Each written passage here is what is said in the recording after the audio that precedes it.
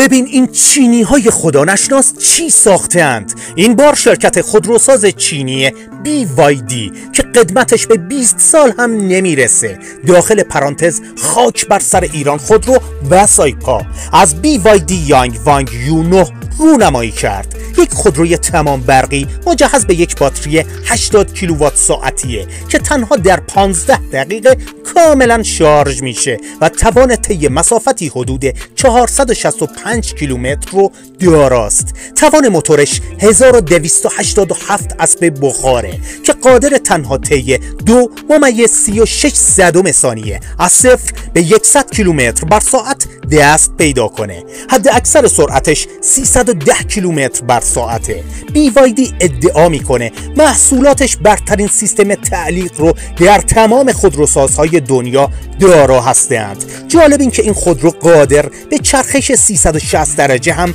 هست. جا داره بگم جون، واقعا خفنه. روح مایکل جکسون شاد.